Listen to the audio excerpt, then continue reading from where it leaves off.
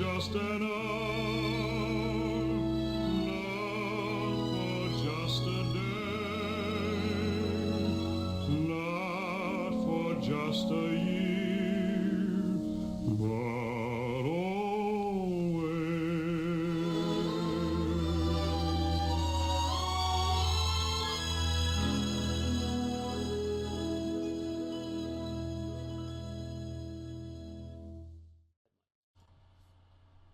That's right, Edith. Yes, ma'am. Madame Arcadi, Mrs. Bradman, and I will have our coffee in here after dinner, and Mr. Condamine and Dr. Bradman will have theirs in the dining room. Is that quite clear? Yes, ma'am. And when you're serving dinner, Edith, try to remember to do it calmly and methodically. Yes, ma'am. Now go and get the ice. Yes, ma'am. Not at a run, Edith. Yes, ma'am. No sign of the advancing hordes? Not yet. No ice? It's coming. I'm trying to discourage Edith from being quite so fleet of foot. You mustn't mind if everything is a little slow motion tonight. Dry martini, I think, don't you? Yes, darling. I expect Madame Arcadi will want something a little sweeter. We'll have this one for ourselves, anyhow. Oh, dear. What's the matter? You must promise not to catch my eye. If I giggle, and I'm very likely to, it will ruin everything. Oh, you mustn't. You must be dead serious and, if possible, a little intense. We can't hurt the old girl's feelings, however funny she is. To the Unseen. I must say that's a wonderful title. I will start on the first draft tomorrow if this evening is a success. Was Elvira a help to you when you were thinking things out, I mean? Every now and then, when she concentrated. But she didn't concentrate very often. I do wish I'd known her. Poor Elvira. I wonder if I died before you'd grown tired of me, if you'd forget me so soon. Well, to begin with, I haven't forgotten Elvira. I remember her very distinctly indeed. I remember how fascinating she was, and how maddening. I remember how badly she played all games, and how cross she got when she didn't win. I remember her gay charm when she had achieved her way over something, and her extreme acidity when she didn't. I remember her physical attractiveness, which was tremendous, and her spiritual integrity, which was nil. You can't remember something that was nil, darling. Was she more physically attractive than I am? That is a very tiresome question, dear, and fully deserves the wrong answer. You really are very sweet. Thank you. And a little naive, too. Why? Because you imagine that I mind about Elvira being more physically attractive than I am. I love you, my love. I hope I haven't been in any way a disappointment, dear. You're awfully irritating when you're determined to be witty at all costs. Almost supercilious. That's exactly what Elvira used to say. Poor Elvira. That remark is getting monotonous. Poor Charles, then. That's better. And later on, poor Ruth, I expect. You won't die. You're not the dying sort. Neither was Elvira. Oh, yes, she was. Now that I look back on it, she had a certain ethereal, not quite of this world quality. Nobody could call you even remotely ethereal. Nonsense. She was of the earth, earthy. Well, she is now, anyhow. You know, that's the kind of observation that shocks people. It's discouraging to think how many people are shocked by honesty and how few by deceit. Write that down. You might forget it. You underrate me. Admirable.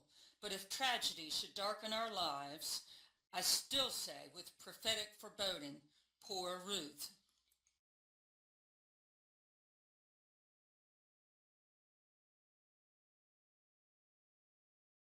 That's probably the Bradmans. It might be Madame Arcadi. No, she'll come on her bicycle. She always goes everywhere on her bicycle. It really is very spirited of the old girl. Steady, Edith! Dr. and Mrs. Bradman. Oh, we're not late, are we? I only just got back from the hospital a half hour or so ago. Of course not. Madame Arcati isn't here yet. That must have been her we passed down the hill. I said I thought it was. And she won't be long. I'm so glad you were able to come. We've been looking forward to it. I feel really quite excited. I guarantee that Violet will be good.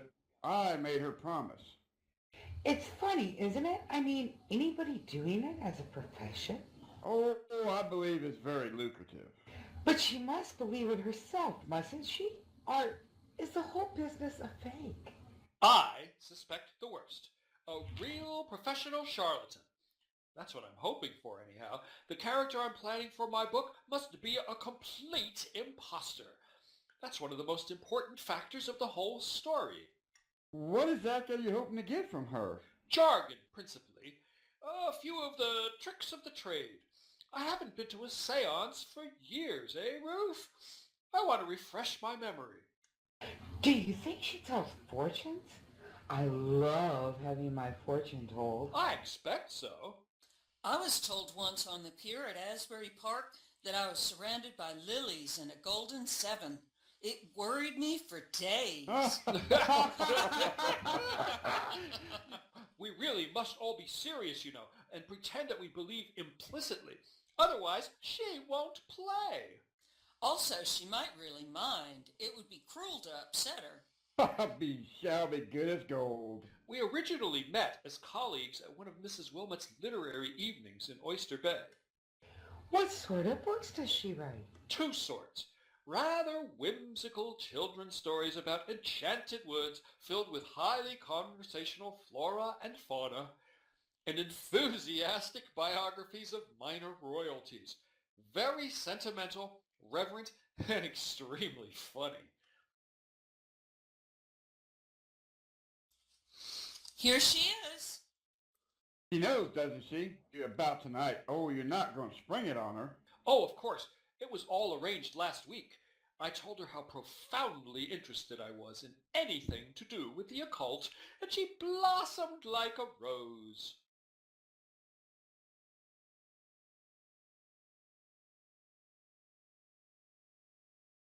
You go and meet her, darling. I've left my bike up against that little bush. It will be perfectly all right if no one meddles with it. Madame Arcati. How nice of you to have come all this way. My dear Madame Arcati. I'm afraid I'm rather late, but I had a sudden premonition that I was going to have a puncture, so I went back to fetch my pup. And then, of course, I didn't have a puncture at all. Oh, perhaps you will on the way home. Dr. Bradman, the man with the gentle hands. I am so delighted to see you looking so well. Oh, this is my wife. We are old friends. We meet coming out of shops. Are you writing anything nowadays, Madame Arcati? Every morning, regular as clockwork, 7 till 1. Is it a novel or a memoir? It is a children's book. I have to finish it by the end of October to catch the Christmas sales. It's mostly about very small animals. The hero is a moth beetle.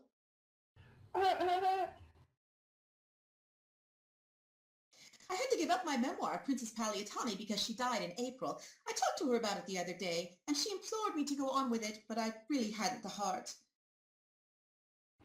You talked to her the other day? Yes, through my control, of course. She sounded very irritable. It's funny to think of people in the spirit world as being irritable, isn't it? I mean, one can hardly imagine it, can one? We have no reliable guarantee that the afterlife will be any less exasperating than this one, have we? Oh, Mr. Condamine, how can you? Dinner is served, ma'am. Thank you, Edith. Shall we?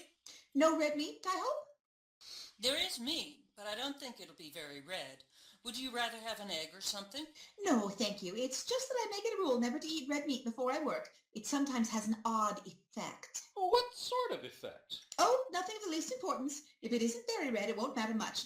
Anyhow, we'll risk it. Come along then. Madame Arcadi, you're on Charles's right.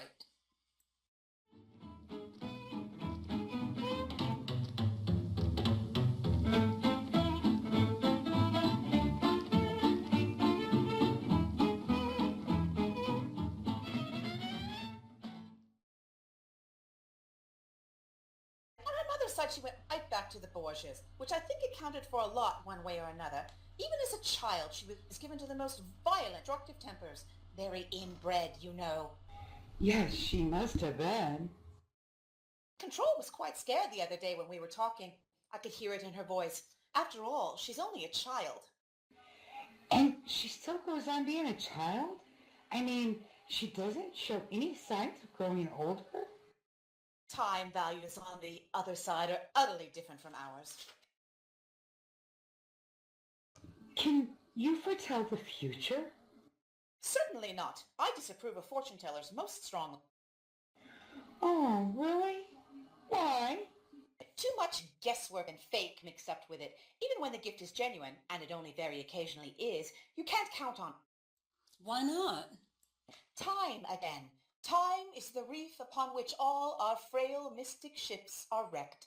How very wise. I want you to leave the dining room just as it is for tonight, Edith. You can clear the table in the morning. Yes, ma'am. And we don't want to be disturbed for the next hour or so for any reason whatsoever. Is that clear? Yes, ma'am. I wish the men would hurry up. I'm terribly excited. Please don't be. It makes everything much more difficult. Well, Madame Arcati, the time is drawing near. Who knows? It may be receding. How very true. Is there anything you'd like us to do? Do? Yes, hold hands or anything? All that will come later. First, take a few deep breaths of fresh air. You may talk if you wish. It will not disturb me in the least. Oh, dear. Excellent dinner, darling. I congratulate you. That seagull is very angry. I beg your pardon? I said that seagull is very angry. Listen. How can you tell? Timbre. No moon, that's as well, I think. There's a mist rising from the marshes. There's no need for me to light my bicycle lamp, is there? I mean, nobody's likely to fall over it? No, we're not expecting anybody else. Good night, you foolish bird. Little Tommy Tucker sings for his supper. What shall he have but brown bread and butter? I despise that because it doesn't rhyme at all, but Daphne loves it. Who's Daphne? Daphne is Madame Arcadi's control. She's a little girl. Oh, I see. Yes, of course. How old is she? Rising 7 when she died. And when was that? February the 6th, 1884. Poor little thing. Oh, she must be long in the tooth by now, I should think. You should think, Dr. Bradman, but I fear you don't. At least not profoundly enough. Do be quiet, George. You'll put Madame Arcadi off. Please forgive me, Madame Arcadi. I assure you I am most deeply interested. It is of no consequence. Will you all sit around the table, please, and place your hands downward on it? What about the lights? All in good time, Mr. Condamine. Sit down, please. That's right. I presume that is the gramophone, Mr. Condamine? Yes. Would you like me to start it? It's an electric one. Please stay where you are. I can manage. Now, let me see. What have we here? Brahms? Oh, dear me, no. Rachmaninoff. Too florid. Where is the dance music? They're the loose ones on the left. I see. I'm afraid none of them is very new. Daphne is really more attached to Irving Berlin than anybody else. She likes a tune she hum. Ah, here's one. Always. Always? Do sit down, Charles. What's the matter? Nothing. Nothing at all. The light switch is right here? Yes. Of course, I cannot guarantee that anything will happen. Daphne may be unavailable. She had a head cold very recently and was rather under the weather, poor child. On the other hand, a great many things might occur. One of you might have an emanation, for instance, or we might contact a poltergeist, which would be extremely destructive and noisy. In what way destructive? They throw things, you know. I didn't know. Fortunately, an elemental at this time of the year is most unlikely. And what do elementals do? Oh, my dear, one can never tell. Fully unpredictable. Usually they take the form of a very cold wind. Oh dear. Occasionally reaching almost hurricane velocity. I'm so glad. Now then, are you ready to enter mines? Oh, I'll do my damnedest. Good work. I shall now start the music. Oh my. Quiet, please. Is there anyone there? Is there anyone there? One rap for yes, two raps for no. Is there anyone there? Oh! Shh! Is that you, Daphne? Is your cold better, dear? Oh, I'm so sorry. Are you doing anything for it? I'm afraid she's rather fretful. Is there anyone there who wishes to anyone here?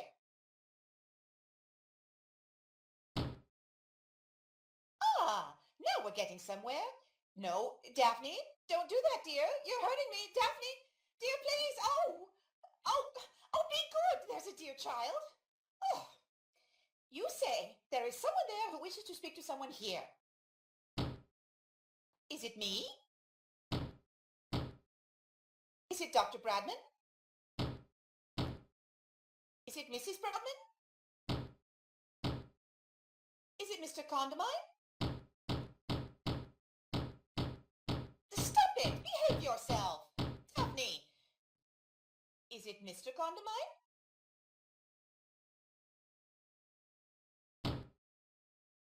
There is someone here who wishes to speak to you, Mr. Condamine.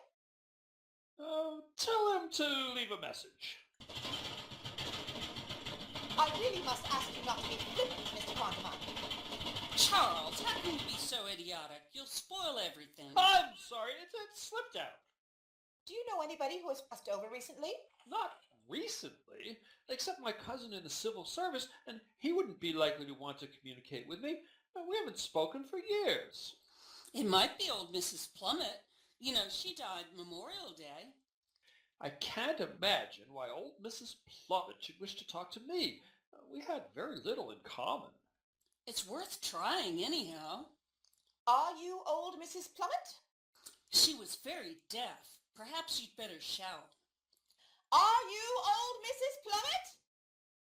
There's nobody there at all. How disappointing. Just as we were getting on so nicely. Violet. Be quiet. Well, I'm afraid there's nothing for it but for me to go into a trance. I'd hoped to avoid it because it's so exhausting. However, what must be, must be. Excuse me for a moment while I start the gramophone again. Not always. Don't play always. Why ever not, Charles? Don't be absurd. I'm afraid I must. It would be imprudent to change horses in midstream, if you know what I mean. Oh, have it your own way.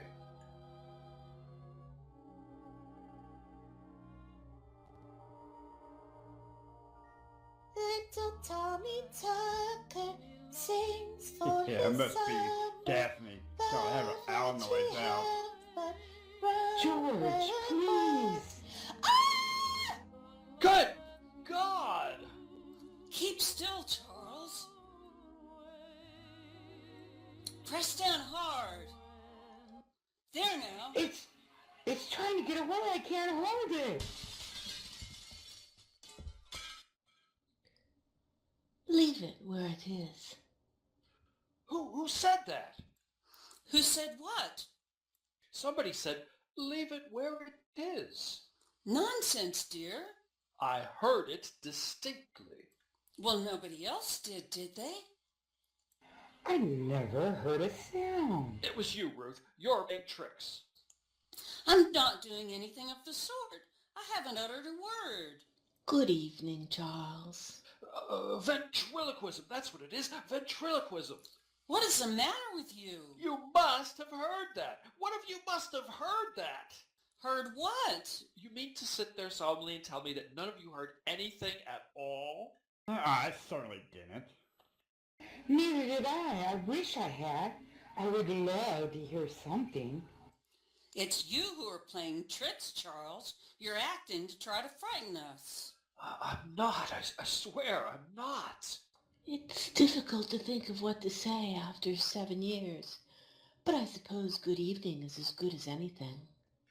Who are you? Elvira, of course. Don't be silly. I can't bear this for another minute.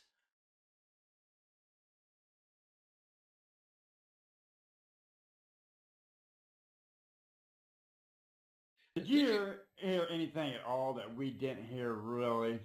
Oh, of course not. I was only pretending. I know you were. Oh dear! Look at Madame Arcadi. Ooh, she's out all right. Wake up, Madame Arcadi. Wake up. It's time to go home. Here, go easy, old man. Wake up, Madame Arcadi. Little Tommy Tucker. Madame Arcadi. Wake up. She's coming around. Be careful, Charles. Well, that's that. Are you all right? Certainly I am. Never felt better in my life. I probably won't sleep a wink tonight as it is. No, I won't. Why on earth not? Well, the whole experience has unhinged me. Well, what happened? Was it satisfactory? Nothing much happened, Madame Arcadi, after you went off. Something happened all right. I can feel it. No poltergeist at any rate. That's good. Any apparitions? Not a thing. No ectoplasm? I'm not quite sure what it is, but I don't think so. Very curious. I feel as though something tremendous had taken place. Charles pretended he heard a voice in order to frighten us. I do hope I haven't gone and released something. However, we are bound to find out within a day or two. If any manifestation should occur or you hear any unexpected noises, you might let me know at once. Of course we will. We'll telephone immediately. I think I really must be on my way now. Wouldn't you like us to leave your bicycle here and let us drive you home? I honestly do think you should, Madame Arcadi. After that trance and everything, you can't be feeling quite yourself. Nonsense, my dear. I'm as fit as a fiddle. Always feel capital after a trance. Rejuvenates me. Good night, Mrs. Condamine. It was awfully sweet of you to take so much trouble. I'm so sorry so little occurred. It's that cold of Daphne's, I expect. You know what children are like when they have anything wrong with them. We must try again some other evening. That would be lovely. Good night, Mrs. Bradman. It was thrilling. It really was. I felt the table absolutely shaking under my hands. Good night, Doctor. Congratulations, Madame Arcadi. Good night, everyone. Next time we must really put our backs into it. Oh, dear, oh, dear, oh, dear. She's raving mad, of course. Mad as a hatter. Be careful, Mrs. Condamine. She may hear you. Oh. Do you really think she believes? Of course not. The whole thing's a put-up job. I must say, though, she shoots more original lines than they generally do.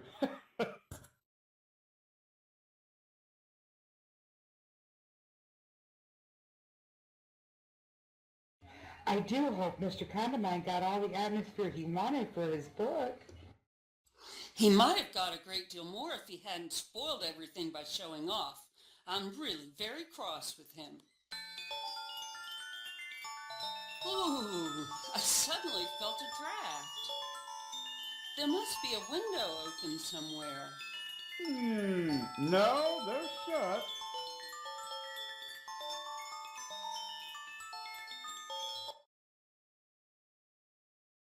Perhaps it was one of those whatchamacallits that Madame Arcadi was talking about. Oh no, it couldn't be. She distinctly said it was the wrong time of year for elementals. Well, the old girl's gone pedaling off down the drive at one hell of a speed. We had a bit of trouble lighting her lamp. Poor dear. I've got a theory about her, you know. I believe she's completely sincere. Charles, how could she be? Wouldn't it be possible, Doctor? Some form of self-hypnosis? It might be. As I was trying to explain to your wife, there are certain types of hysterical subjects. George, dear, it's getting terribly late. We really must go home. You had to get up so early in the morning. You see, the moment I begin to talk about anything that really interests me, my wife has to interrupt me. You know I'm right, darling. It's past 11. You must have a drink before you go. No, really, thank you. Violet's quite right, I'm afraid. I have to get up abnormally early tomorrow. I have a patient being operated on in Hempstead. It's been a thrilling evening. I shall never forget. It was sweet of you to include us. Good night, Mrs. Condamine. Thank you so much. We'll let you know if we find any poltergeists whirling about. I'd never forgive you if you didn't. Come along, darling.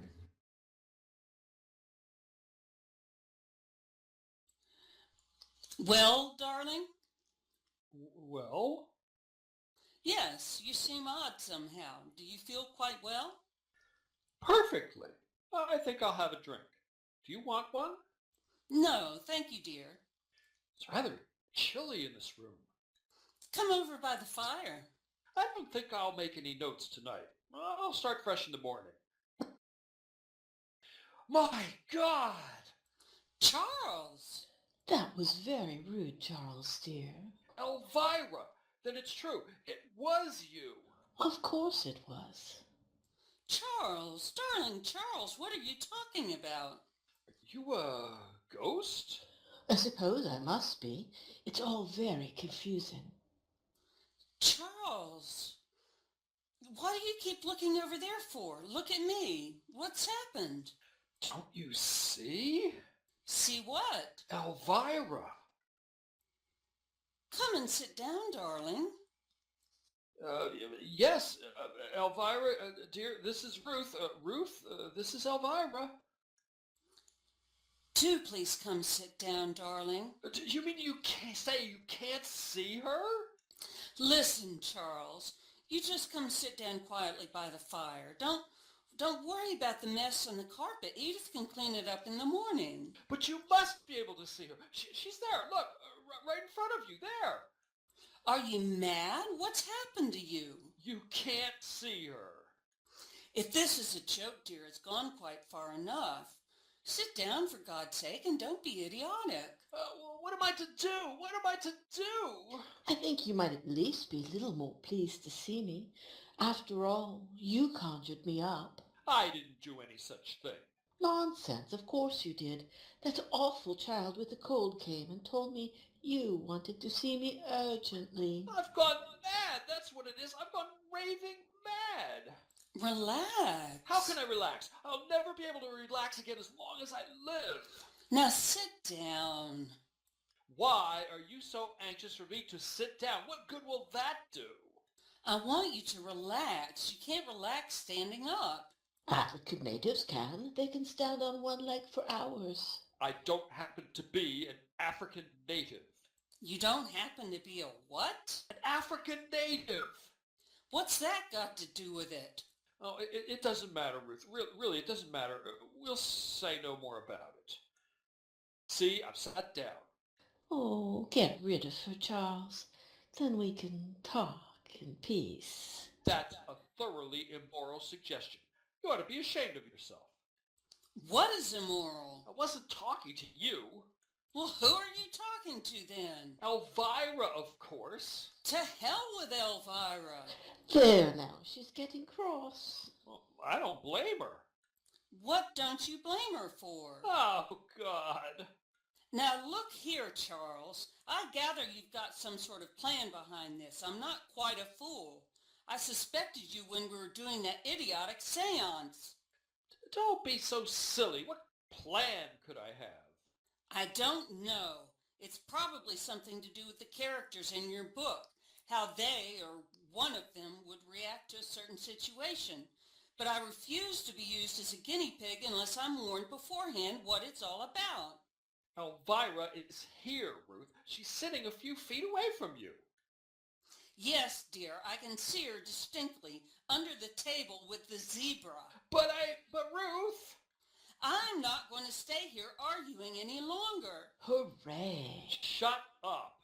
How dare you speak to me like that? Listen, Ruth, please, listen.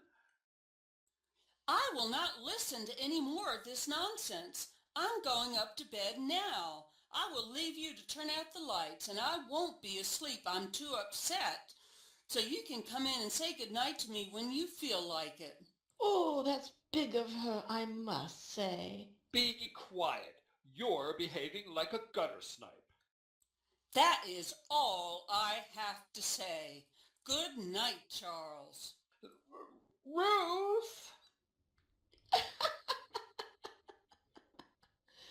That was one of the most enjoyable half hours I have ever spent.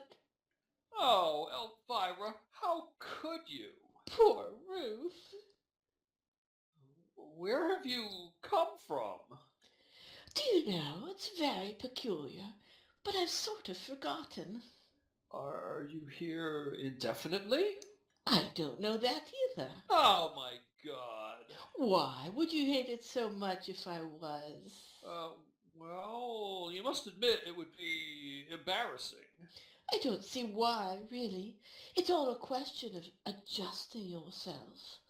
Anyhow, I think it's horrid of you to be so unwelcoming and disagreeable. Now look here, Elvira. I do. I think you're mean. Try to see my point, dear. I've been married to Ruth for 5 years and you've been dead for 7. I don't believe you love me anymore. I shall always love the memory of you. Anyway, you must find out whether you're going to stay or not, and we could make some arrangements accordingly. Oh, Charles. What is it? I want to cry, but I don't think I'm able to. Well, what do you want to cry for? It's seeing you again, and you being so irascible like you always used to be. I don't mean to be irascible, Elvira. Darling, I don't mind really. I never did. Is it cold, being a ghost? No, I don't think so. What would happen if I touched you? I doubt if you can. Do you want to? Oh, Elvira. What is it, darling? I really do feel strange seeing you again. Oh, that's better. What's better? Your voice was kinder. Was I ever unkind to you when you were alive? Often. Oh, how can you? I'm sure that's an exaggeration. I loved you very much. I loved you too. No, I can't touch you. Isn't that horrible? Perhaps it's as well if I'm going to stay for any length of time. I suppose I shall wake up eventually, but I feel strangely peaceful now. That's right. Just relax. Okay. Can you feel anything? Only a very little breeze through my hair. Well, That's better than nothing. I suppose if I'm really out of my mind, they'll put me in an asylum. Don't worry about that. Just relax. Poor Ruth. The hell with Ruth.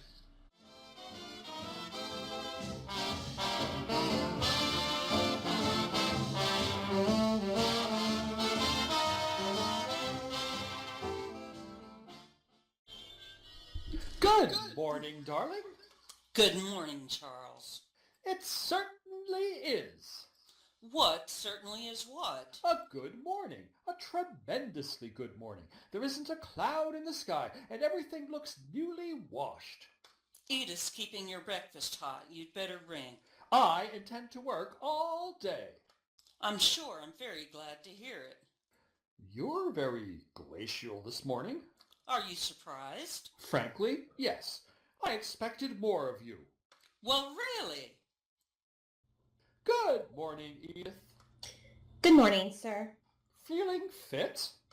Yes, sir. Thank you, sir. How's Cook? I don't know, sir. I haven't asked her. Greet her from me, will you? Yes, sir. That will be all for the moment, Edith. Yes, ma'am. I wish you wouldn't be facetious with the servants, Charles. It confuses them and undermines their morale. I take back what I said about it being a good morning. It's a horrid morning. You'd better eat your breakfast while it's hot. It isn't. You behaved abominably last night. You wounded and insulted me. I was the victim of an aberration. Nonsense, you were drunk. Drunk? So that's your story, is it? You refused to come to bed, and finally when I came down at 3 in the morning to see what happened to you, I found you in an alcoholic coma on the sofa with the fire out and your hair all over your face. I swear to you that during the seance I was convinced that I heard Elvira's voice. Nobody else did. I can't help that. I did. You couldn't have. And later on, I was equally convinced that she was in this room. I saw her distinctly and talked to her. After you'd gone up to bed, we had quite a little chat. And you seriously expect me to believe you weren't drunk? I know I wasn't drunk. If I'd been all that drunk, I should have a dreadful hangover now, shouldn't I? I'm not all that sure you haven't. I haven't got a trace of a headache. My tongue's not coated. Oh, look at it. I've not the least desire to look at your tongue. Kindly put it in again. I know what it is. You're frightened. Frightened?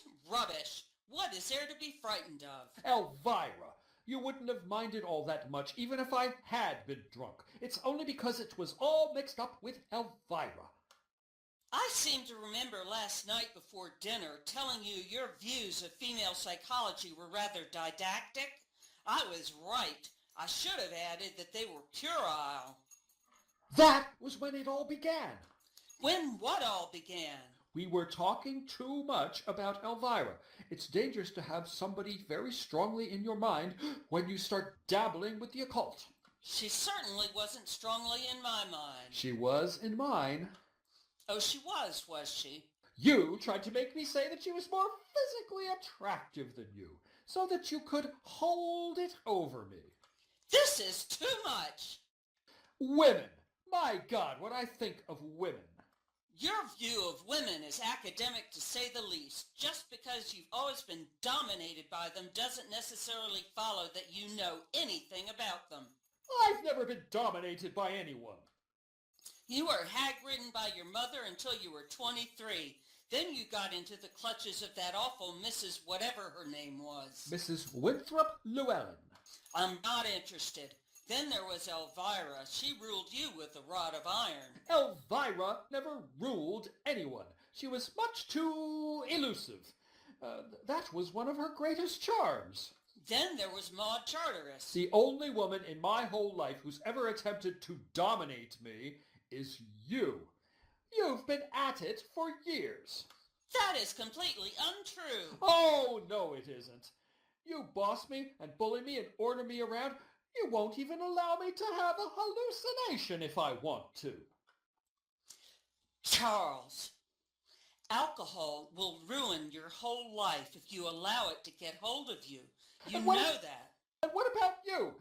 You behaved with a stolid, obtuse lack of comprehension that frankly shocked me. You seem to forget that you gratuitously insulted me. I did not. You called me a gutter snipe. You told me to shut up. And when I quietly suggested that we should go up to bed, you said with the most disgusting leer that it was an immoral suggestion. I was talking to Elvira. What an attitude. My attitude is that of any normal woman whose husband gets drunk and hurls abuse at her. I was not drunk. Be quiet. They'll hear you in the kitchen. I don't care if they hear me in the Massapequa Town Hall. I was not drunk. Control yourself, Charles. Can I clear, please, ma'am? Yes, Edith. Cook wants to know about lunch, ma'am.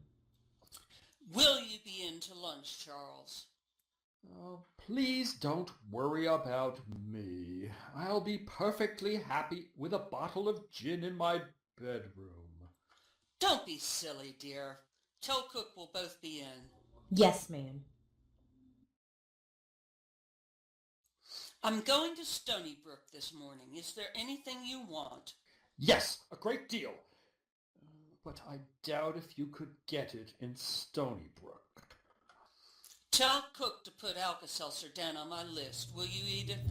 Yes, ma'am. I wasn't pretending. I really did believe that I saw Elvira, and when I heard her voice, I was appalled. You put up with it for 5 years. And when I saw her, I had the shock of my life. But you couldn't have seen her. I know I couldn't have, but I did. I'm willing to concede that you imagined you did.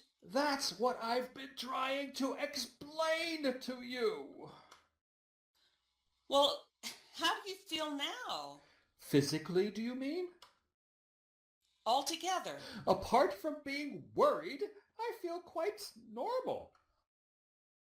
You're not hearing or seeing anything unusual? Not a thing. You've absolutely ruined that border by the sundial. It looks like a mixed salad. Oh, my God! What's the matter now? She's here again! What do you mean? Who's here again? Elvira! Pull yourself together and don't be absurd. It's all those nasturtiums. They're so vulgar. I like nasturtiums. You like what? They're all right in moderation, but in a mass like that, they look beastly. Help me, Ruth! You've got to help me! What did you mean about nasturtiums? Never mind about that now. I tell you, she's here again. You've been having a nice scene, haven't you? I could hear you all the way down in the garden. Please mind your own business. If you're behaving like a lunatic isn't my business, nothing is. Oh, I expect it was about me, wasn't it? I know I ought to feel sorry, but I'm not. I'm delighted. How can you be so inconsiderate? Inconsiderate? I like that, I must say. Ruth, darling, please. You're trying to upset me. For some obscure reason, you're trying to goad me into doing something I might regret. Well, I won't stand for it anymore. You're making me utterly miserable. Ruth, please. Don't come near me. Aw, let her have a nice cry. It'll do her good. You're utterly heartless. Heartless? I was not talking to you. I was talking to Elvira. Well, go on talking to her then. Talk to her until you're blue in the face, but don't talk to me. Help me, Elvira. How? Well, make her see you or something. Oh, I'm afraid I couldn't manage that. It's technically the most difficult business. frightfully complicated, you know. It takes years of study. Charles? Yes, dear? I think I understand everything now. I do, really. You do? Of course I do. Look out, she's up to something. Will you please be quiet? Of course, dear. We'll all be quiet, won't we? We'll be as quiet as little mice. Ruth, dear, listen. I want you to come upstairs with me and go to bed.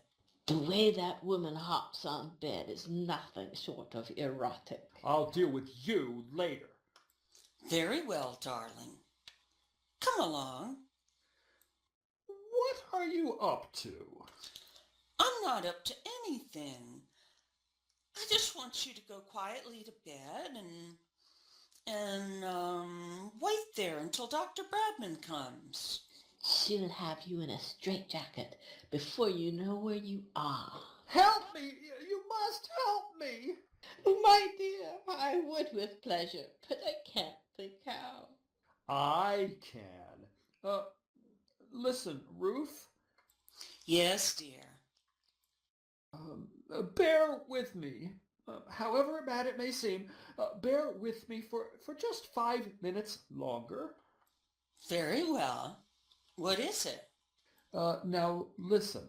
Listen carefully. Have a cigarette, darling. It'll soothe your nerves. I don't want a cigarette. Then you shouldn't have one, darling.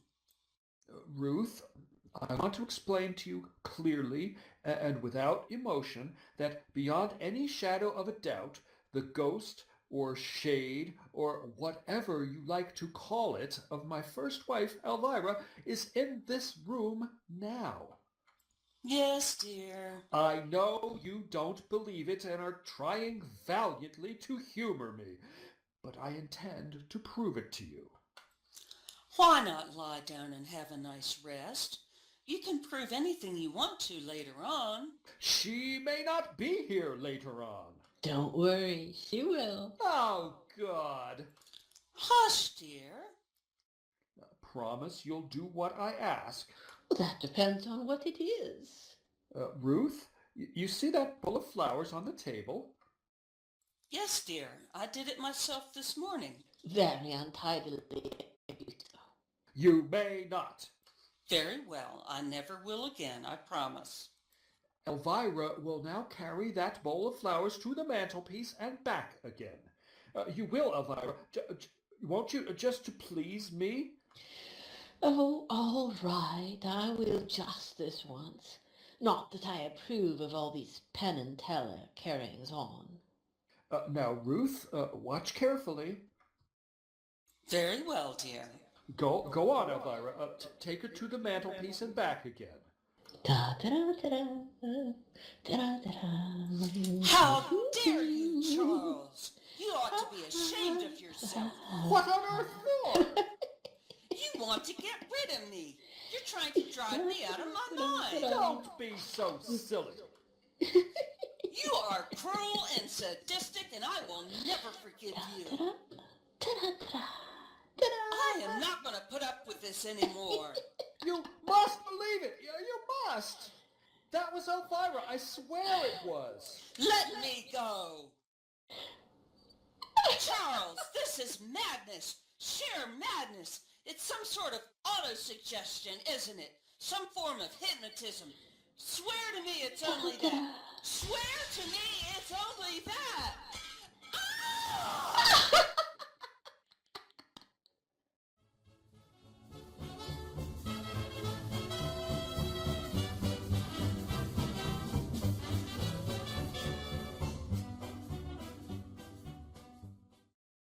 My dear Mrs. Condamine, I came directly. I got your message. That was very kind of you. Kind? Nonsense. Nothing kind about it. I look upon it as an outing. I'm profoundly disturbed, Madame Arcadi, and I want your help. Uh-huh. I thought as much. What's in these sandwiches? Cucumber. Couldn't be better. Fire away. It's Most awfully difficult to explain. There are more things in heaven and earth than are dreamt of in your philosophy, Mrs. Condamine. There certainly are. Come now, take the plunge. Out with it. You've heard strange noises in the night, no doubt. Boards creaking, doors slamming, subdued moaning in the passages. Is that it? Well, I know this sounds idiotic, but the other night during the seance, something happened. I knew it! Probably a poltergeist. They're enormously cunning, you know. They sometimes like doggo for days. You know my husband was married before. Yes, I had heard it mentioned. His first wife, Elvira, died comparatively young. Where? Here, in this house, in this very room. I'm beginning to see daylight. She was convalescing after pneumonia one evening. She started to laugh helplessly at one of WNYC's musical programs and died of a heart attack. And she materialized the other evening, after I had gone? Not to me, but to my husband. Capital! Capital! Oh, but that's capital! Please sit down again, Madame Arcadi. How could anyone sit down at a moment like this? It's tremendous! I haven't had such a success since the Sudbury case. Nevertheless, I must insist upon you sitting down and controlling your natural exuberance. I appreciate fully your pride in your achievement, but I would like to point out that it has made my position in this house untenable, and I hold you entirely responsible. Forgive me, Mrs. Condamine. I'm being abominably selfish. How can I help you? How? By sending her back immediately to where she came from, of course. I'm afraid that's easier said than done. But my dear Madame Arcadi... Oh, forgive the formality, but I shall have to make a report to the psychical research people. I'd be very much obliged if there were no names mentioned. I quite understand. You say she is only visible to your husband? Yes. Visible only to husband. Audible too, I presume? Extremely audible. Extremely audible. Your husband was devoted to her. I believe so. Husband devoted. When did she pass over? 7 years ago. She must have marked herself down for a return visit, and she'd never been able to manage it unless there were a strong influence at work. Do you mean that Charles, my husband, wanted her back all that much? Perhaps, or it could have been her own determination. That sounds much more likely. Would you say she was a woman of strong character? I really don't know, Madame Arcadi. I never met her, nor am I particularly interested in how or why she got here. I'm solely concerned with the question of how to get her away again, as soon as possible. The time has come for me to admit to you, frankly, Mrs. Condamine, that I haven't the faintest idea how to set about it. Do you mean to sit there and tell me that you, having mischievously conjured up this ghost or spirit or whatever she is, and placed me in this hideous position, you are unable to do anything at all? Honesty is the best policy. But it's outrageous. I ought to hand you over to the police. You go too far, Mrs. Condamine. I'd go too far indeed. Do you realize what your insane amateur meddling has done? I have been a professional since I was a child, Mrs. Condamine. Amateur is a word I cannot tolerate. It seems to me the highest height of amateurishness to evoke malignant spirits and not be able to get rid of them again. I was in a trance. Anything might happen when I am in a trance. Well, you'll have to do something. Try to look on the bright side. Bright side indeed. If your husband's first wife suddenly appeared from the grave and came to live in the house with you, do you suppose you'd be able to look at the bright side?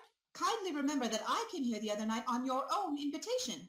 On my husband's invitation. I did what I was requested to do, which was to give a seance and establish contact with the other side. I had no idea that there were any ulterior motive mixed up with it.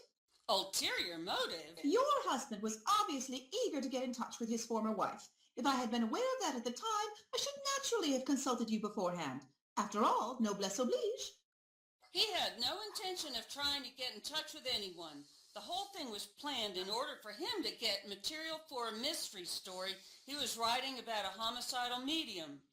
Am I to understand that I was only invited in a spirit of mockery? Not at all. He merely wanted to make notes of some tricks of the trade. Tricks of the trade? Insufferable! I've never been so insulted in my life. I feel we have nothing more to say to one another, Mrs. Condamine. Goodbye. Please don't go. Please. Your attitude from the outset has been most unpleasant, Mrs. Condamine. Some of your remarks have been discourteous in the extreme, and I should like to say without umbrage that if you and your husband were foolish enough to tamper with the unseen for paltry motives and in a spirit of ribaldry, whatever has happened to you is your own fault, and to coin a phrase, as far as I'm concerned, you can stew in your own juice. Oh, damn, damn, damn.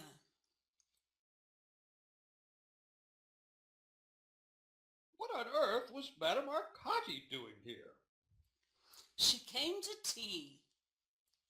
Well, what was the old girl so cross about? She practically ran me over. I told her the truth about why we invited her the other night. Why did you ask her to tea? To get me exorcised, of course. Oh dear, I wish I could have a cucumber sandwich. I did love them so. Is that true, Ruth? Is what true? What Elvira said. You know perfectly well I can't hear what Elvira says. She said that you got Madame Arcati here to try to get her exorcised. Is that true? We discussed the possibilities. There's a snake in the grass for you. You had no right to do such a thing without consulting me. I have every right. The situation is absolutely impossible, and you know it. She's certainly very bad-tempered, isn't she? I can't think why you married her. Well, she's naturally a bit upset. We must make allowances. I was never that bad-tempered, though, was I, darling? Not even when you were beastly to me. I was never beastly to you.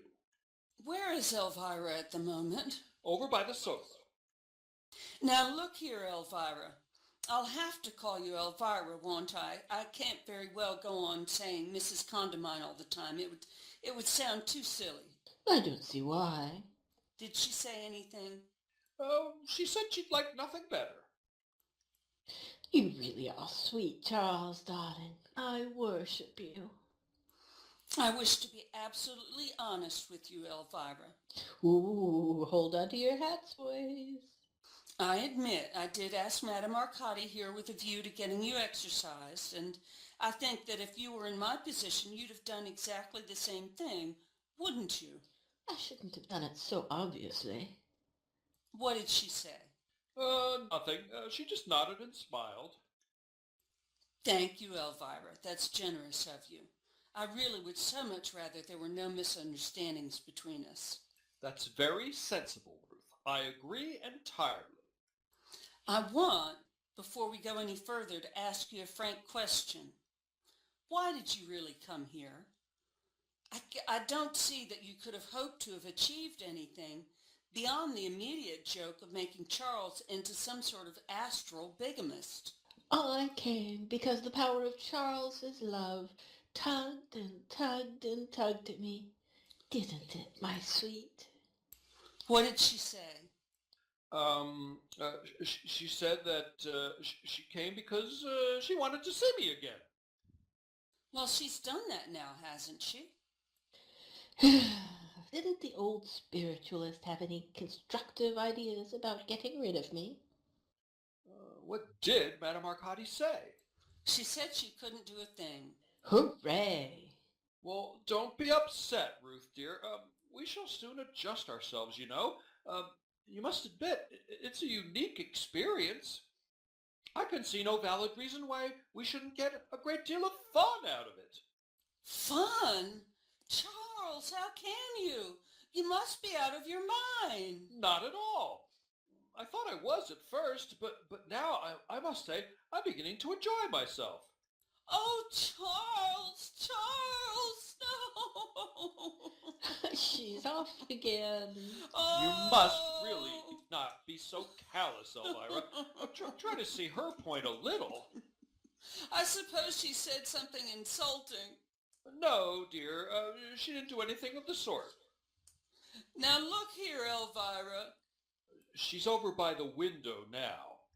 Why the hell can't she stay in the same place? Temper again. My poor Charles, what a terrible life you must lead. Do shut up, darling. You'll only make everything worse. Who was that darling addressed to, her or me? Both of you. I've been doing my level best to control myself since yesterday morning, and I'm damned if I'm going to try anymore. The strain is too much. She has the advantage of being able to say whatever she pleases without me being able to hear her. And she can hear me all right, can't she? Without any modified interpreting. Modified interpreting? I don't know what you mean. Oh, yes, you do. You haven't told me once what she really said. You wouldn't dare. Judging from her photograph, she's the type who would use the most unpleasant language. Ruth, you're not to talk like that. I've been making polite conversation all through dinner last night and breakfast and lunch today, and it's been a nightmare, and I'm not going to do it anymore. I don't like Elvira any more than she likes me, and what's more, I'm certain I never could have, dead or alive. If, since her untimely arrival here the other evening, she had shown the slightest sign of good manners, the slightest sign of breeding, I might have felt differently towards her. But all she's done is try to make mischief between us and have private jokes with you against me. I'm now going up to my room, and I shall have my dinner on a tray. You and she can have the house to yourselves and joke and gossip with each other to your heart's content. But I tell you what, first thing in the morning, I'm going up to New York to interview the Psychical Research Society, and if they fail me, I shall go straight to Cardinal Spellman. But Ruth! Do you love her? Of course I do. As much as you loved me? Well, don't be silly. It's all entirely different. I'm so glad. Nothing could ever have been quite the same, could it? I'm grieved to see that your sojourn in the other world hasn't improved you in the least. Oh, go on, darling. I love it when you pretend to be cross with me. What do you want, Elvira? Want? I don't know what you mean. I remember that whenever you were overpoweringly demure, it usually meant that you wanted something. It's horrid of you to be so suspicious. All I want is to be with you. Well, you are. I mean alone, darling. If you go and pamper Ruth and smarm all over her, she'll probably come flouncing down again, and our lovely, quiet evening together will be spoiled.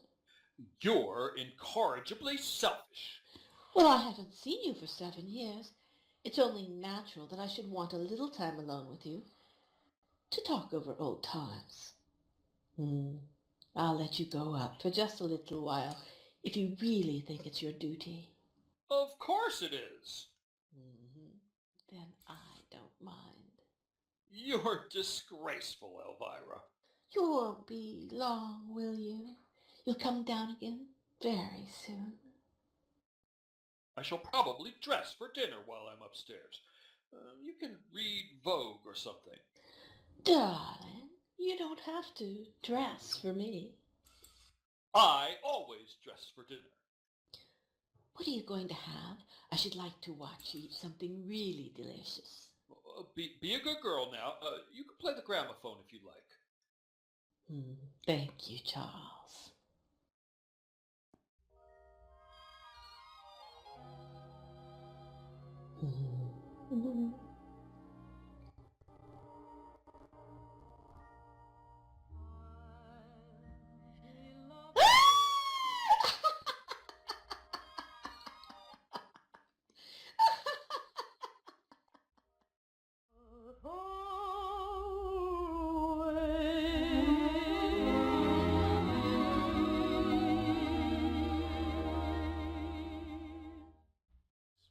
Does it show any signs of clearing?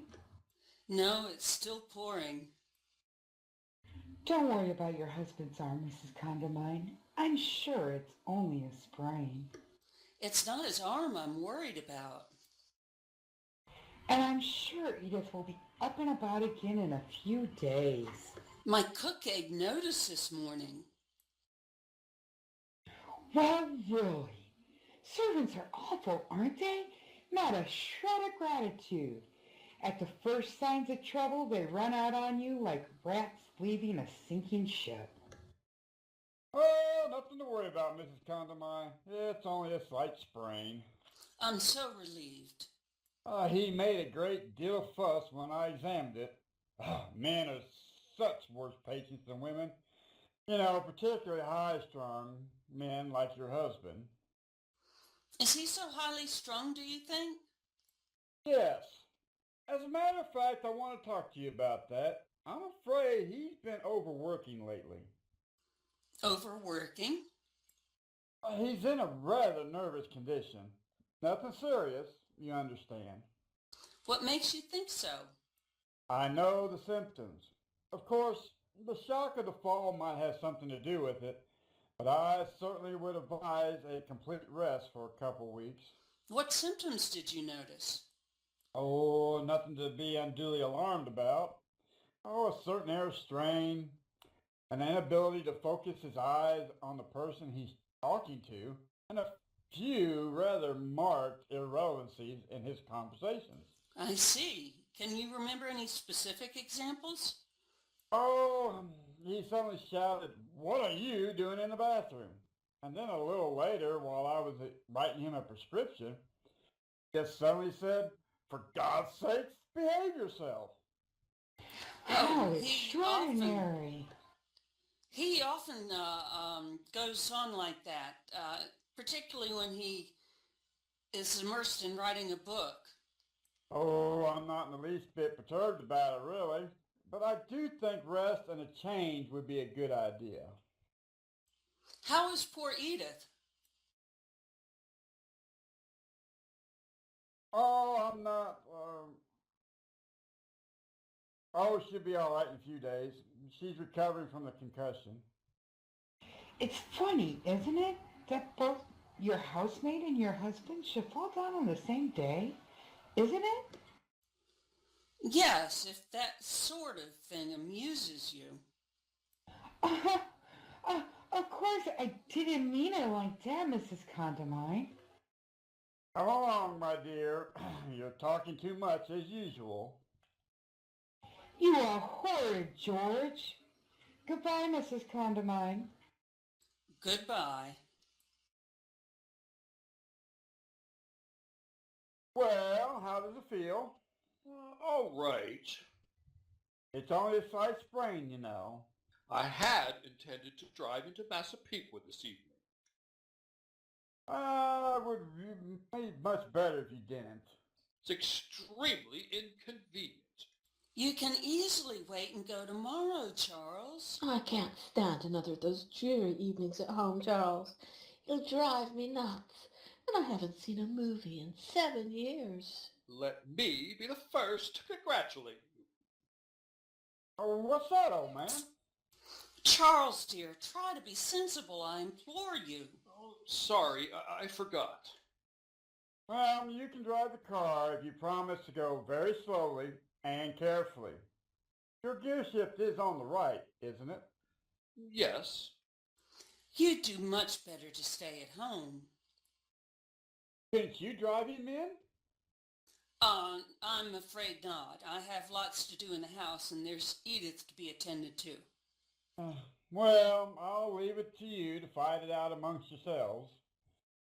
But remember, if you do insist on going, carefully does it. The roads are very slick anyhow. Come along, Violet.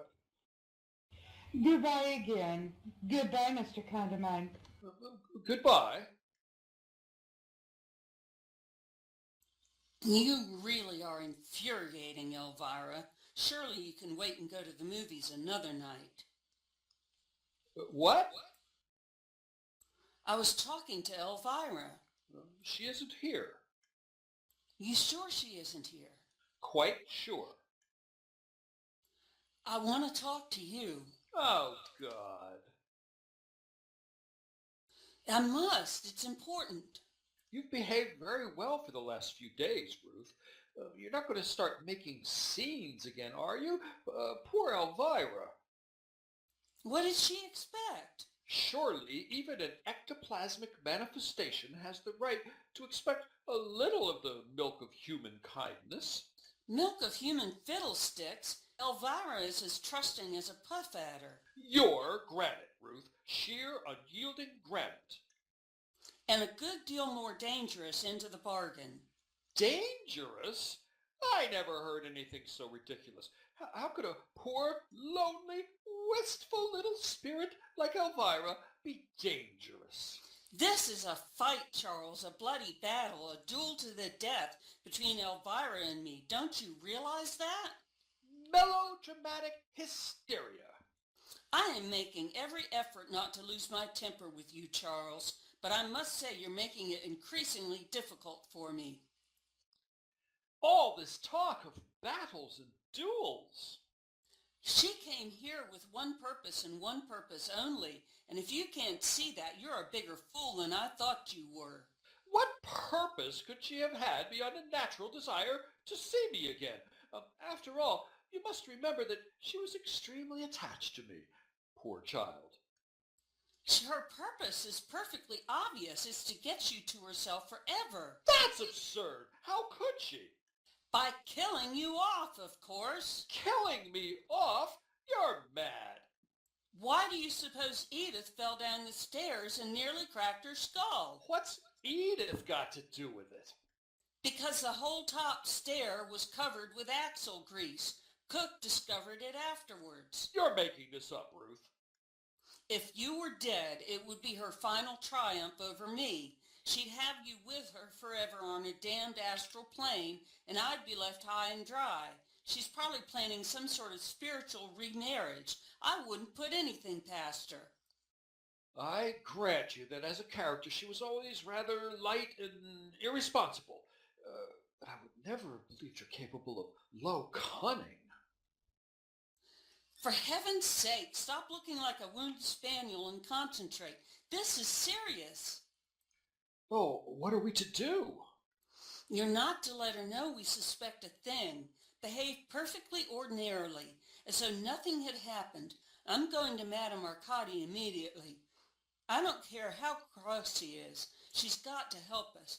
Even if she can't get rid of Elvira, she must have some technical method of rendering her harmless.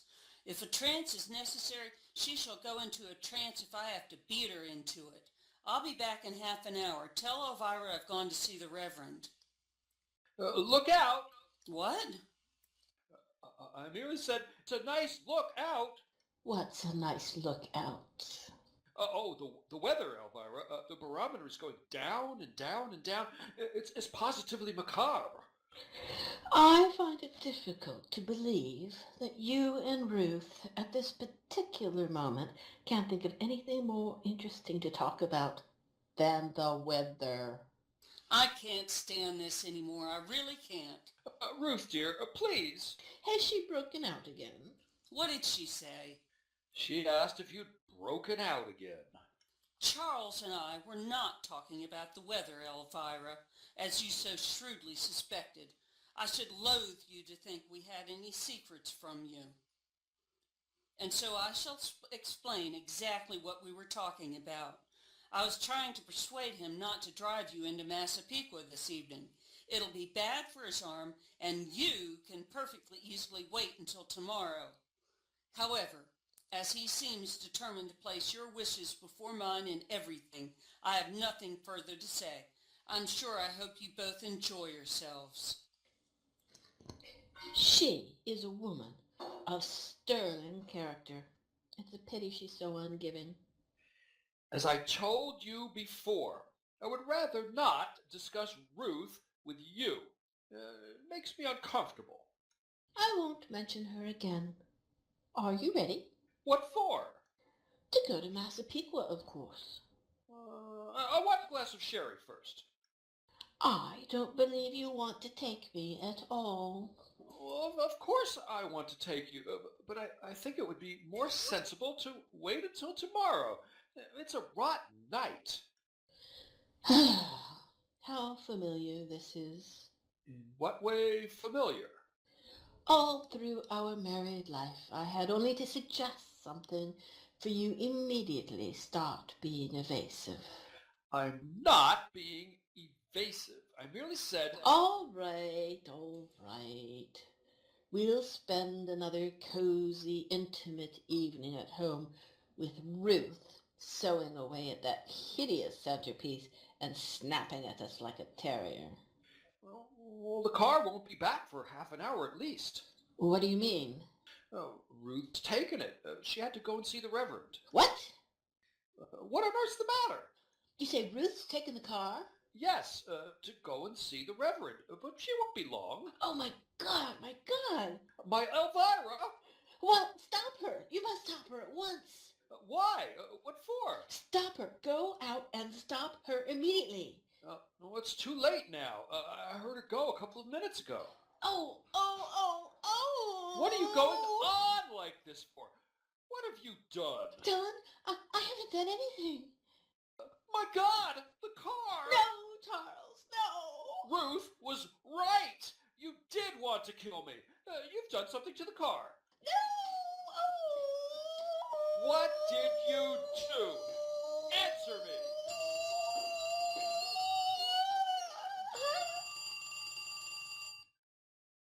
Hello? Hello? Yes, speaking. I see. The bridge at the bottom of the hill. Thank you. No, I'll come at once.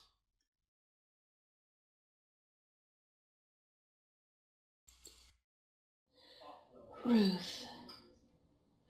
Well, all the filthy, low-down tricks.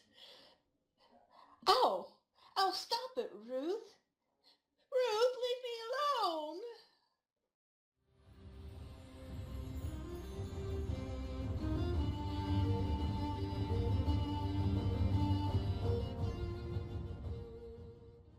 I felt a tremendous urge, like a rushing wind, and so I hopped on my bike, and here I am.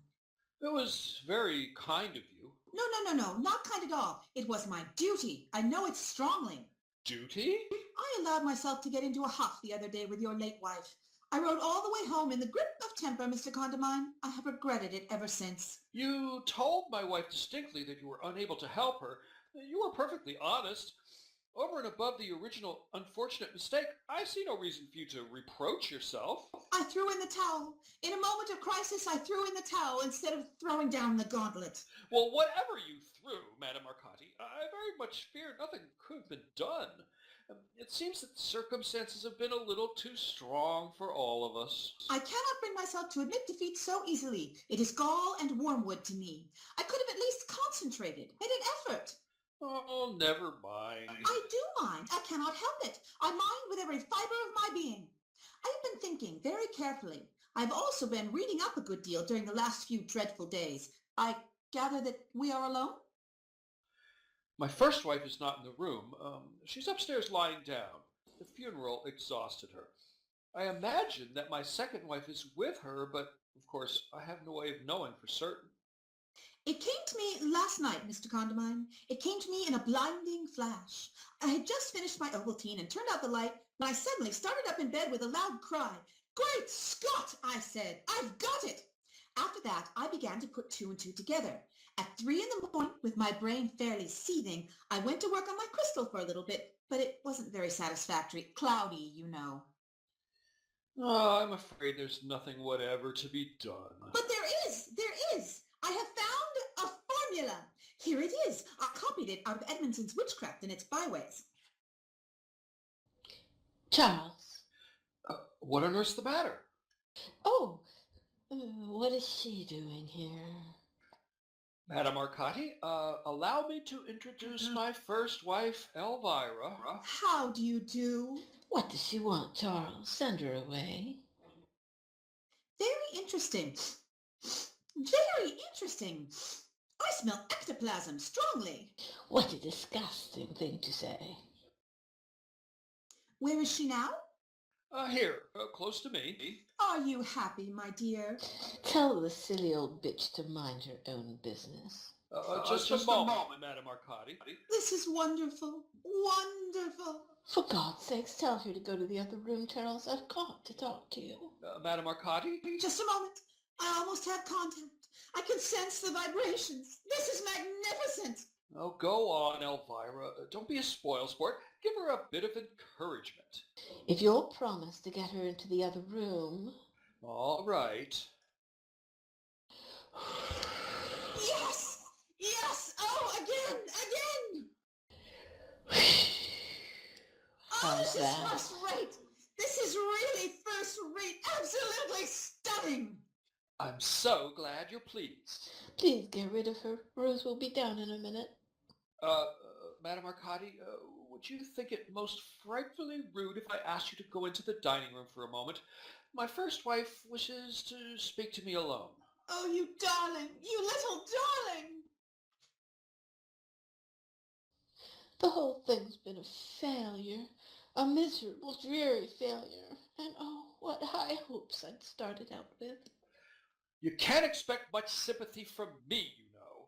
I'm perfectly aware that your highest hope was to murder me. Oh, Charles. Stop crying. They're only ghost tears. They don't mean anything really, but they're very painful. You've brought all this on yourself, you know. I sat there on the other side, just longing for you day after day. I did really. All through your affair with that brassy-looking woman in the south of France, I went on loving you and thinking truly of you. And then you married Ruth, and even then I forgave you. And I tried to understand, because all the time I believed deep inside that you really loved me best. That's why I put myself down for a return visit. And had to fill in all those dreadful forms and wait about in drafty passages for hours. If only you'd died before you'd met Ruth, everything would have been all right. She's absolutely ruined you. I hadn't been in the house for a day before I realized that. Your books aren't a quarter as good as they used to be either. All you ever thought of was going to parties and enjoying yourself. Why shouldn't I have fun? I died young, didn't I? You needn't have died at all if you hadn't been idiotic enough to go out on the river with Guy Henderson and get soaked to the skin. Oh, so we're back to Guy Henderson again, are we? Did you have an affair with Guy Henderson? I would rather not discuss it if you don't mind. Answer me. Did you or didn't you? Of course I didn't. You let him kiss you, though, didn't you? How could I stop him? He was bigger than I. And you swore to me... You never loved me a bit, really. It was only your beastly vanity. You seriously believe that it was only vanity that upset me when you went out in the rowboat with Guy Henderson? It was not a rowboat. It was a little launch. I don't care if it was a three-masted schooner. You had no right to go. You seem to forget why I went. You seem to forget that you had spent the entire evening making sheep's eyes at that overblown harridan with the false pearls. A woman in Cynthia Cheviot's position would hardly wear false pearls. They were practically all she was wearing. There is nothing to be gained by continuing this discussion. You always used to say that, and you were thoroughly worsted. Once and for all, Elvira. You never suspected it, but I laughed at you steadily from the altar to the grave. All your ridiculous petty jealousies, all your fussings and fumings. You were feckless and irresponsible and morally unstable. I realized that before we left Myrtle Beach. Nobody but a monumental bore would have thought of having a honeymoon at Myrtle Beach. What's the matter with Myrtle Beach? I was an eager young bride, Charles. I wanted glamour and music and romance, and all I got was potted palms 7 hours every day on a damp golf course and a three-piece symphony orchestra playing the Tennessee Waltz. It's a pity you didn't tell me so at the time. I did, but you wouldn't listen. That's why I went out on the beach that day with Captain Bracegirdle. I was desperate. You swore to me that you'd gone over to see your aunt in Charleston. It was the beach. With Captain Bracegirdle? With Captain Bracegirdle. I might have known it. What a fool I was. What a blind fool. Did he make love to you? Only very discreetly. He was in the cavalry, you know. Well, all I can say is that I'm well rid of you. Unfortunately, you're not. Oh, yes I am. You're dead and Ruth's dead. I shall sell this house, lock, stock, and barrel, and go away. I shall follow you.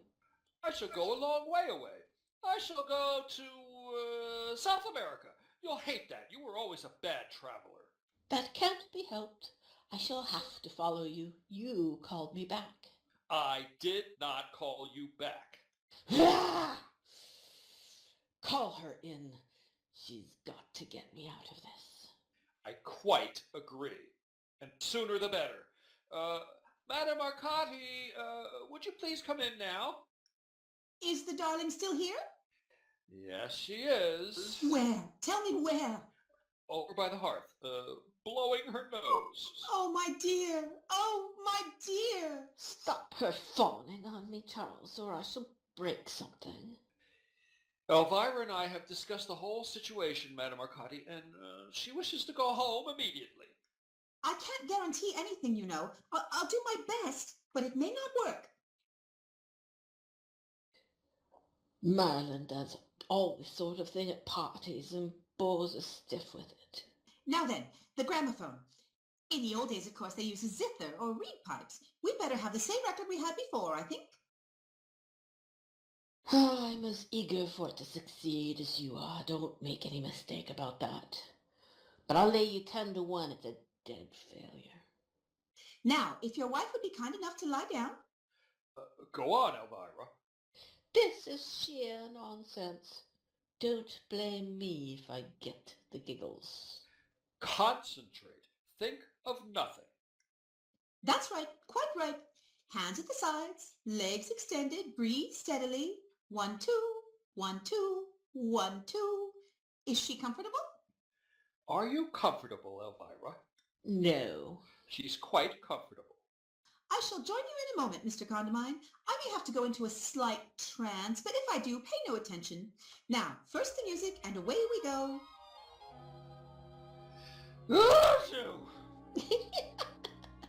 Oh dear, it's the pepper. Down! Ghostly spectre, cool or fiend, nevermore be thou convened. Shepherd's wort and holy right, banish thee into the night. What a disagreeable little verse. Be quiet, Elvira. Shh. Is there anyone there? Is there anyone there? 1 rap for yes, 2 raps for no. Is there anyone there? Aha! Good stuff! Is that you, Daphne? I'm sorry to bother you, dear, but Mrs. Condamine wants to return. Now then, Daphne, did you hear what I said? Can you help us?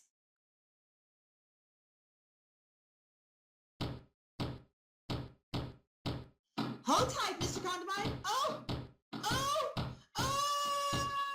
Well, what's the matter, Madame Arcati? Are you hurt? Oh! She's in one of her damn trances again. Oh! I'm here as much as ever. Oh! If I ever get back, I'll strangle that bloody little Daphne. What happened? Nothing at all. Oh, yes, it did. I know something happened. You fell over. That's all that happened. Is she still here? Of course she is. Something happened. I sensed it in my trance. I felt it. It shivered through me.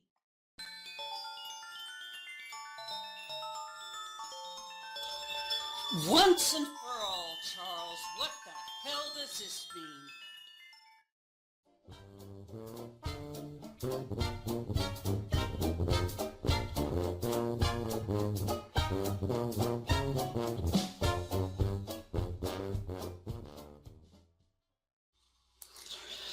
Well, We've done all we can.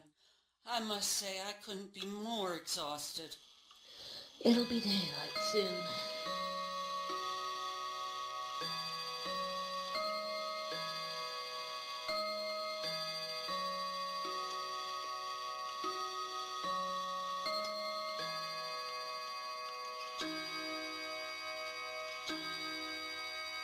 That clock has always bugged the hell out of me. It strikes far too slowly. Oh, it was a wedding present from Uncle Walter. Who's Uncle Walter? Elvira's. Now listen to me, Elvira. If you and I have got to stay together indefinitely in this house, and it looks unpleasantly likely, we'd better come to some sort of arrangement. What sort of arrangement? You're not going to stay indefinitely in this house. With you, then. We shall have to be with you. I don't see why. Why don't you take a cottage somewhere? You called us back. I've already explained until I'm blue in the face that I did nothing of the sort. We have all agreed that as Elvira and I are dead, it would be both right and proper for us to dematerialize again as soon as possible. That I admit. And we have allowed ourselves to be subjected to the most humiliating hocus pocus for hours and hours without complaining. Without complaining? We've stood up, we've lain down, we've concentrated, we've sat interminably while that tiresome old woman recited extremely unflattering verses at us. We've endured 5 seances, we've watched her fling herself in and out of trances until we're dizzy. And at the end of it, we find ourselves exactly where we were at the beginning. Well, why don't you do something about it? Why don't you go back on your own? You know, we can't. You know perfectly well we can't. Isn't there anybody on the other side who can help? How do I know? I've only been here a few days. Ask Elvira. I've already told you if it does no good. If we got Cagliostro, Mesmer, Merlin, Gilderance, and the Black Douglas in a row, they couldn't do a thing. The impetus has got to come from here. Perhaps darling Charles doesn't want us to go quite enough. I certainly do. Well, you must have a very weak will, then.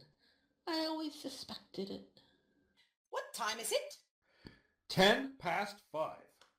What time did I go off? Over an hour ago. Curious. Very curious. Forgive me for a moment. I must just make a note of that for my diary. Are they still here? Yes. How disappointing. Have you any suggestions? We mustn't give up hope. Never chin up, never give in. That's my motto. This schoolgirl phraseology's driving me mad. Now then. Oh, for God's sakes, not another seance. I might be able to materialize a trumpet if I tried hard enough. Better than nothing, you know.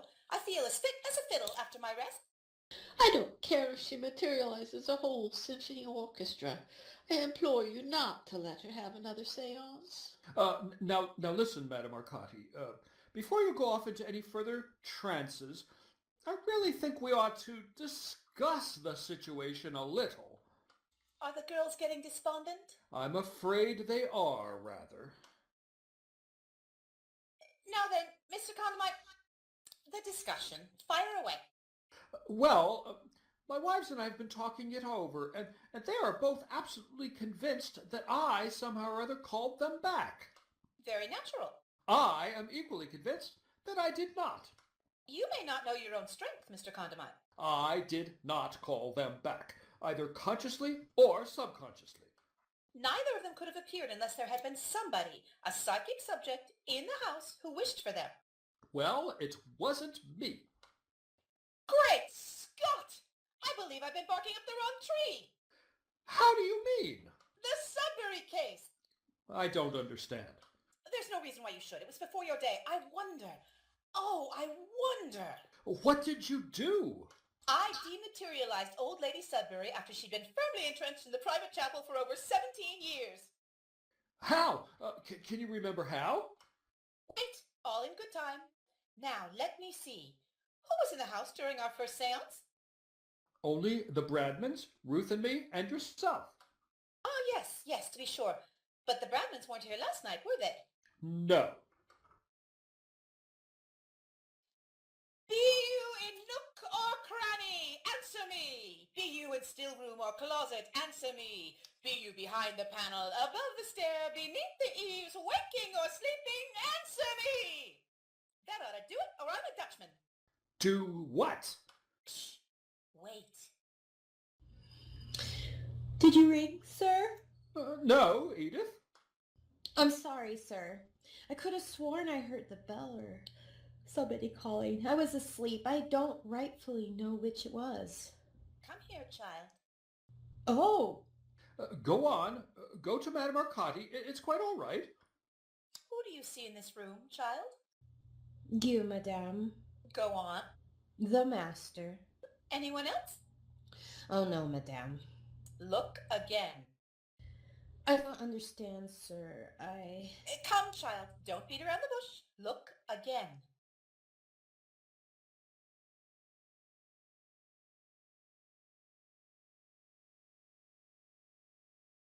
Do concentrate, Elvira, and keep still. I can't. Do you see anyone else now? Oh, no, madame.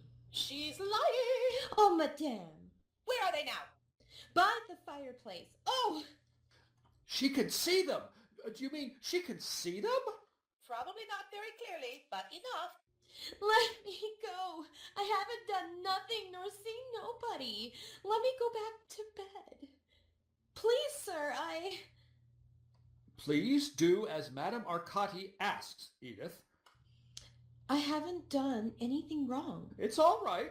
Nobody said you had. If she's been the cause of all this unpleasantness, I'll give her a week's notice tomorrow. You may not be here tomorrow.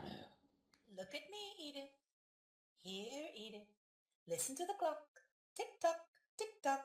Backwards and forwards it goes. See? Very quietly, backwards and forwards. Tick-tock, tick-tock, tick-tock. The mouse ran up the clock. Be quiet. You'll ruin everything.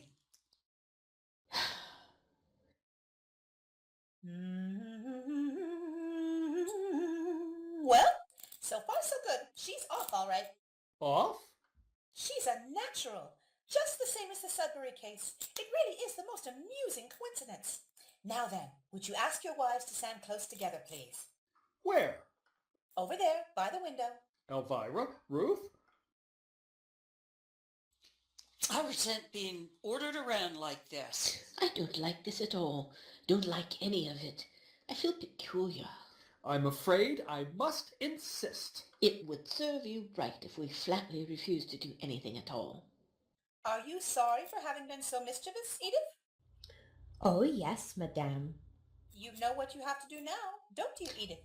Oh, yes, madame. I believe it's going to work, whatever it is. Oh, Charles. This is goodbye, Charles. Tell her to stop for a minute. There's something I want to say before I go. You should have thought of that before. It's too late now. Oh, of all the mean, ungracious. Charles, listen a moment. Don't think you're getting rid of us quite so easily. I saw Captain Bracegirdle You here, may not be Charles. able to see us, Several times. but you shall be I here went to all the right. 400 with I him. consider that you It was behaved great. atrociously all this whole And I must say, miserable business. I couldn't have Listen, enjoyed please it say more. I you're just now think that just Splendid! Hurrah! We've done it! That's quite enough humming for now, Edith. They're gone! They're really gone! Yes, I think we really pulled it off this time. You'd better wake her up, don't you think? She might bring them back again. Wake up, child. Good heavens! Where am I? It's all right, Edith. You can go back to bed now. Why? It's morning. Yes, I know it is. But I was in bed. How did I get down here? I rang, Edith. I rang the bell and you answered it, didn't I, Madame Arcati? Did I drop off? Do you think it's my concussion again? Oh, dear. Off you go, Edith, and thank you very much. Oh, sir, whatever for? Oh, sir! Golly, what a night! I'm ready to drop in my tracks.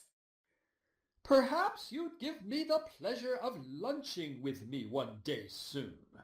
When you come back, I would be delighted. Come back? Take my advice, Mr. Condamine, and go away immediately. But, Madame Arcati, you don't mean... There are more things in heaven and earth, Mr. Condamine. Just pack your traps and go as soon as possible. Do you mean that they may still be here?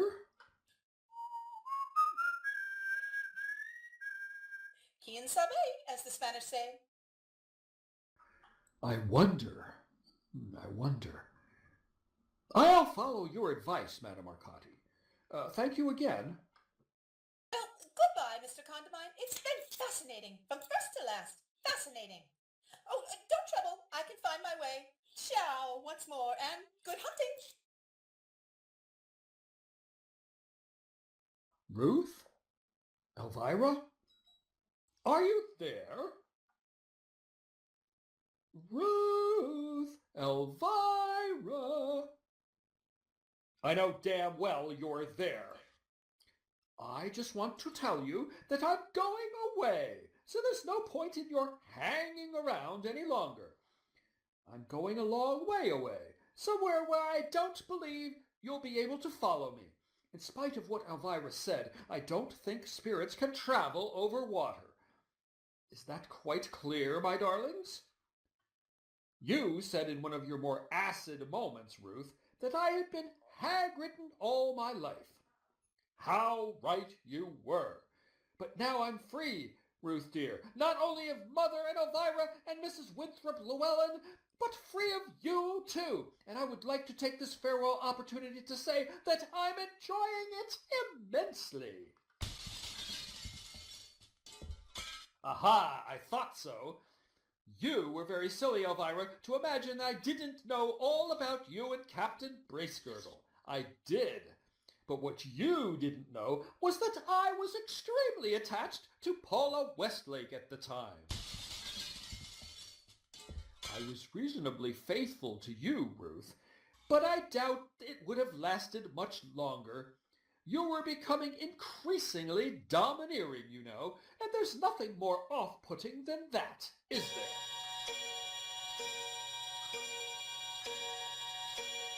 Goodbye for the moment, my dears. I expect we are bound to meet again one day, but until we do, I'm going to enjoy myself as I've never enjoyed myself before. You can break up the house as much as you like. I'm leaving it anyhow. Think kindly of me and send out good thoughts.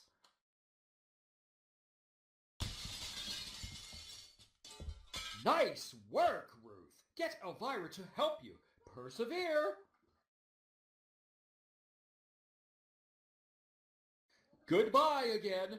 Parting is such sweet sorrow.